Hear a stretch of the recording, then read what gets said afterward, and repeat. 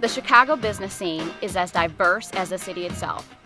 But we don't always hear from the entrepreneurs who keep the Chicago economy colorful. That's where I come in. I'm Micaela Brown, and this is the Minority Report. In the world of fast-paced foodie cooking shows, Johanna Cook has made a name for herself by dialing it back.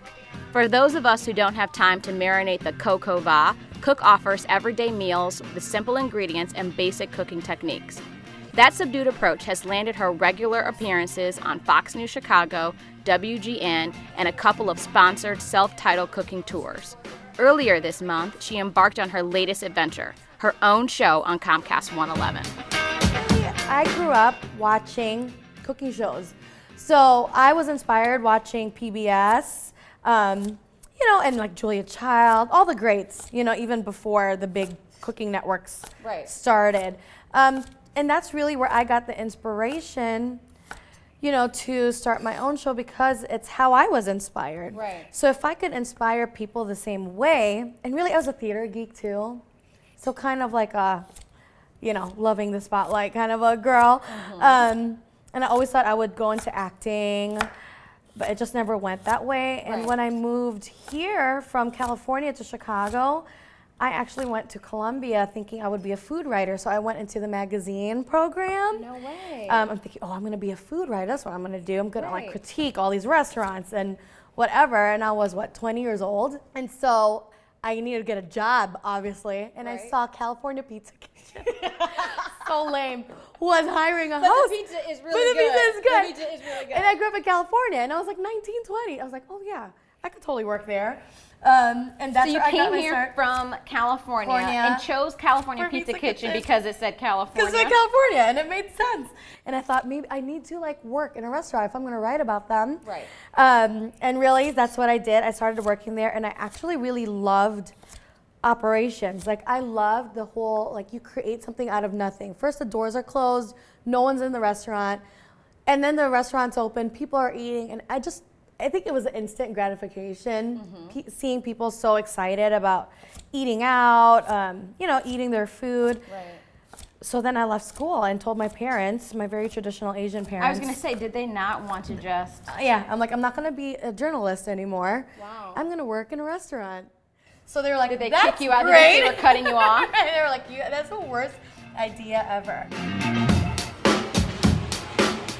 So how were you able to go after your dream with not really going about it the traditional way? I started in 2009, and I did it part-time. I just kept working full-time, and I still had the kids, growing my family still. And I did it until I couldn't do it anymore, until I felt like the business really needed, Momma Cuisine really needed my full attention, which has just been a little bit over a year.